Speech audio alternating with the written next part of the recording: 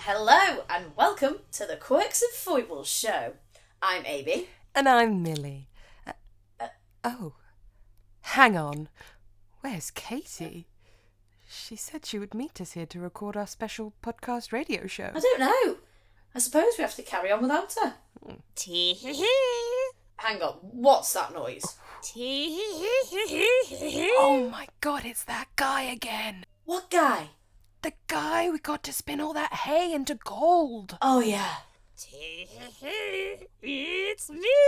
What do you want, you creep? Tee-hee-hee. A deal's a deal. Tee-hee-hee. I have spun the hay into gold for thee. As payment, I have kidnapped your best friend. Oh, hee-hee-hee-hee. Which one? Oh, what do you mean, which one? You have more than one best friend? Yeah, I've got loads of friends. It's Katie. I've hidden her away somewhere no one will find her. Which Katie? What do you mean, which Katie? Katie Bennett? The one you're supposed to be recording a podcast show right now with. Oh, yeah. Suppose that makes sense. Hey, give her back right now. Oh, I'll return her safe and sound, but only if you can guess my name. You're up to it. Is your name Dennis? No, Is your name Graham? no, you'll never guess. You'll never guess. Is your name Vivian? Oh, no, Is your name Frange? no. Oh, you're just gonna keep going? Is it? Is it Frange? No, Door hinge? no, Shady Fartface? no, Thomas side table? no, Wall Floorman? no. Floor doorman? You're just naming the things that you're seeing. Philip Craig Flair? No, no, Sydney Poitier? no, Heather Butt Pond? no, Bottomless Squat Pot? no, Dr. Lasagna Sheridan? no, Cheeky Butt Fart Creep? no, Snakes? no. Chelsea Shower Handel? Oh, no, Corporal Popsicle Dwight? nope. Blab? No, you really don't have a method, do you? You're just naming names all the time. Not Blarp, hey? Well, let's cut to some sketches while Amy and I workshop a couple of names. Is your name Amy? No, I just don't feel safe in my own home anymore. They say that the threat is gone, that she won't come back, that I can relax now, but I can't, because the truth is, I'm not safe. What this whole experience has taught me is that there are people out there deranged enough to just walk into other people's homes and do whatever they want. We always left the door unlocked. This is a really nice part of the woods. We never had any problems before. We all knew that something was off the second we got back from our walk. There was just something off. Then we saw the kitchen table, porridge everywhere. Off in the corner, I see my chair shattered on the floor. What monster could have done this? Dad gets her scent in his nose and bounds upstairs, growling as he goes. Mum and I follow closely. We're afraid of what might be up there, but more afraid of what Dad might do.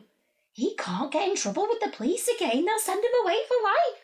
Somebody has been sleeping in my bed, he says.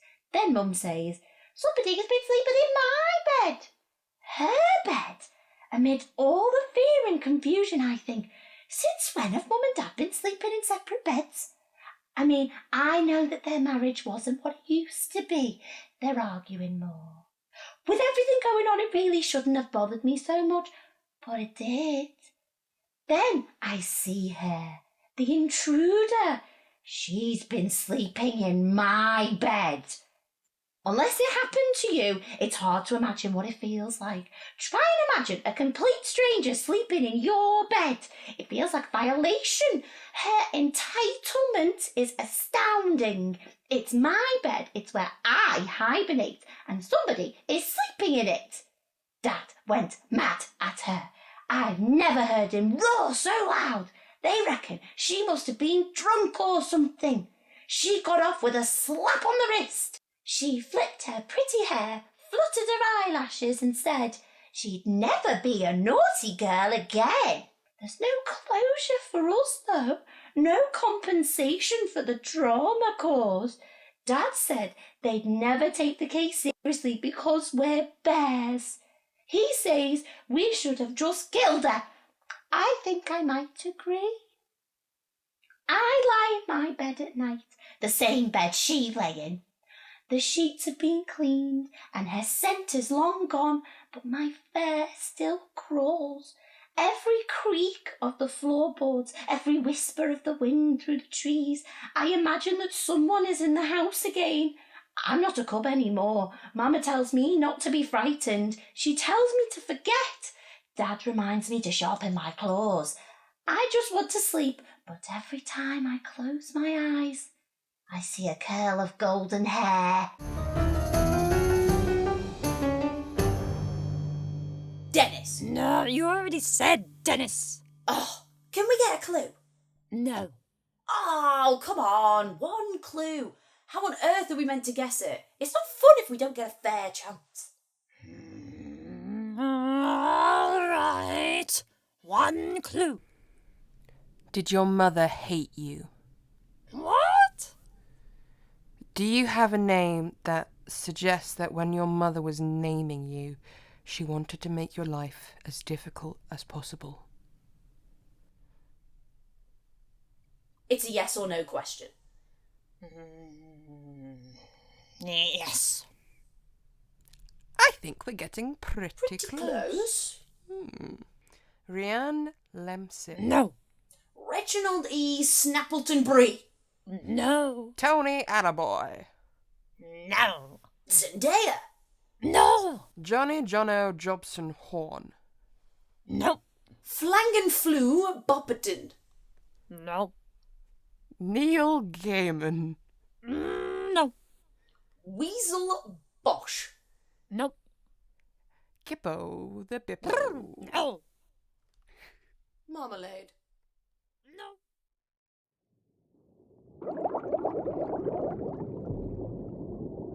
Ladies, please sit. I'm going to be frank with you. This is a high-profile case involving a prominent member of the royal family and a fairly notorious sea witch. It would be my preference if this could be settled out of court. My client is eager for her day in court, thank you. If this case goes to court, it won't be just a day. It'll be a very long, a very expensive, and a public trial, leaving both parties worse for wears. I can only advise, but let's get to it. Ursula, the Sea Witch, versus Princess Ariel of the Seven Seas. Yes, Your Honour, my client is suing Princess Ariel for non-payment. My client is countersuing for breach of contract. The contract was very simple. My client delivered your client a potion that provides a merperson with human anatomy for 3 days, in exchange for her voice, with the stipulation that if she does not achieve true love's kiss by sundown on the 3rd day, she would then have to forfeit her soul to Miss Ursula. Is that or is that not exactly what your client agreed to? Yes, but... And Princess Ariel was under no duress to sign this contract. In fact, she was more than happy to agree to these terms. It is only now, when things are not going her way, that she decides to play the victim. Miss Ursula is an honest, businesswoman whose life's work is to help unfortunate merfolk, people who have no one else to turn to. And time again, her kindness has been taken advantage of by entitled individuals who think they can just take her expertise, her magic, her tireless services, and give nothing in return. What is Her Royal Highness's response to this? We believe that the terms of the contract were vague and ambiguous. True love's kiss is a non-quantifiable condition. True love's kiss has been utilised in magical contracts for hundreds of years. Miss Ursula's conditions are in no way unprecedented for a magical court of law. Besides, Princess Ariel agreed to those terms. If she was not happy with the offer, it was her responsibility to renegotiate. This is something she did not do. We would further argue that Miss Ursula had a duty of good faith. If a party sets out conditions in a contract, it is not in good faith to knowingly, or otherwise, interfere with the completion of said conditions. Miss Ursula put countless obstacles in the princess's way, including using the voice she obtained from Princess Ariel to seduce Prince Eric and manipulating him into becoming engaged to her, therefore making obtaining true love's kiss from the intended target impossible. My client maintains she has no connection to the prince's fiancée, Vanessa, or whatever her name is, who incidentally has mysteriously vanished. Besides, even if this quite frankly fanciful allegation is true, there is nothing in the contract that limited what or what could not be done with Princess Ariel's voice after it changed ownership. We also have two key witnesses who will testify that Miss Ursula hired them to sabotage Princess Ariel and Prince Eric's date. Your Honour, two eels are hardly credible witnesses. Who said anything about eels? Interesting. You know exactly who I'm referring to because you know exactly what they have done.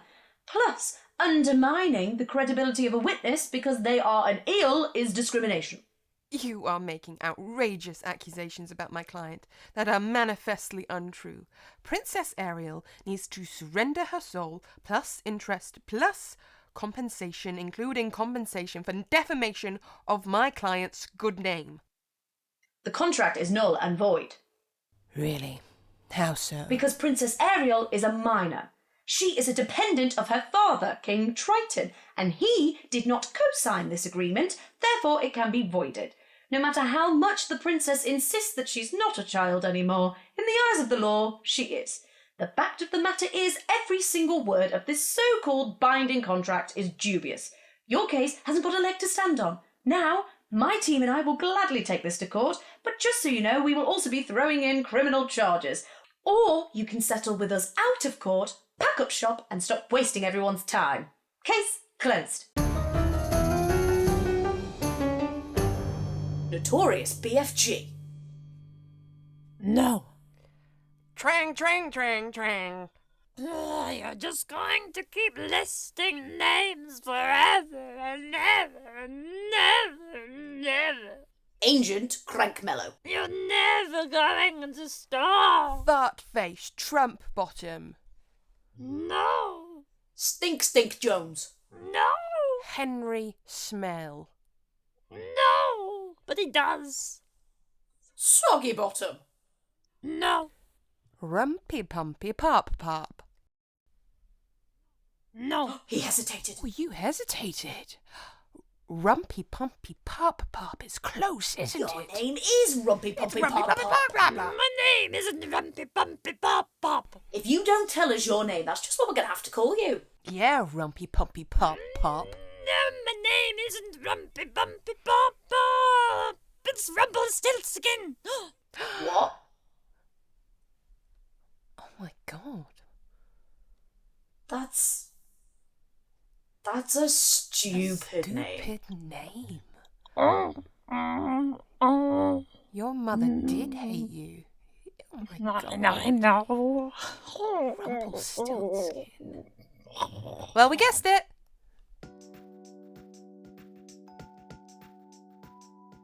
We make bespoke kitchens to our customers' exact specifications. No request is too much, no design is too wacky. A dream kitchen is what makes a dream home, and we're all about making your dreams come true. I'm here with Brumhilda, and we're going to be transforming her drab, dark, and dungy kitchen into her fairy tale kitchen. So, Brumhilda, let's get a feel of what you're going for. What were we thinking for the walls? Gingerbread. Gingerbread? You want the walls to be made of gingerbread? Well, it's your dream kitchen, darling. We're going to make it exactly to your specifications. What are we thinking for the floors? Tiles? How about chevron wood flooring? Gingerbread. Oh, okay. Gingerbread for the floors as well. I'm getting quite a whimsical vibe, which I am loving. Is that what we're going for here? Fabulous. And for the countertops? Peppermint. Not marble? Peppermint. No, you are quite right, Brumhilda. Besides, peppermint is cheaper than marble. Now, what I think would look really nice is a kitchen island in the middle. Something to really utilise the space. What do you think? Big wafer. Big wafer? Big pink wafer. Okay, love that. Big pink wafer in the centre of the room. And the cabinets? Toffee. And the handles? Gumdrop buttons. I had a feeling you'd say that, Brumhilda. I love that we're thinking on the same page. Putting aesthetics aside, though, just for one little minute, what appliances are we thinking? Big oven. How big are we thinking? How big, child? How big is a child? I don't know. They kind of vary. How big, fat child? Ah. So we're thinking quite a big oven. Not a problem. We'll have to incorporate that into our designs, but not a problem at all. After all, this is the fairy tale kitchen of your dreams. Cage. You need a cage as well. Okie dokie. Anything for your fairy tale kitchen.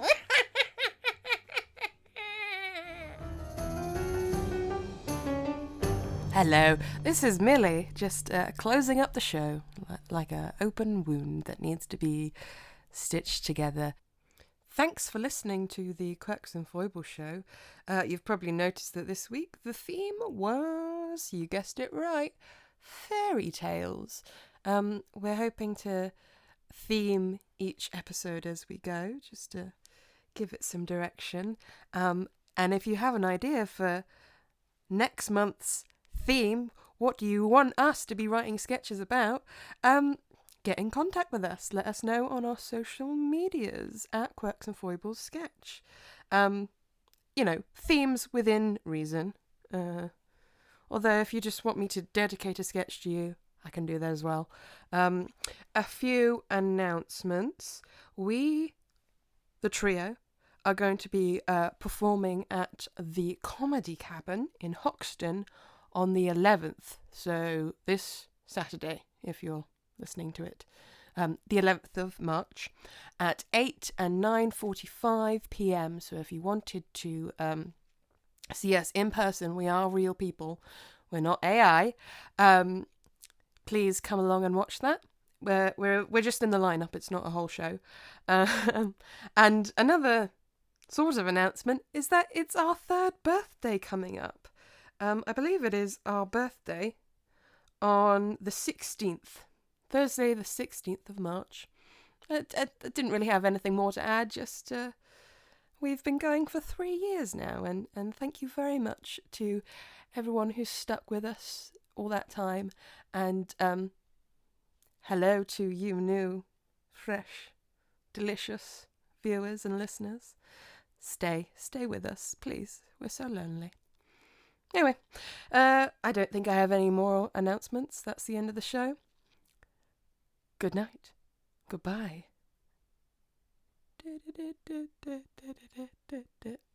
Excuse me.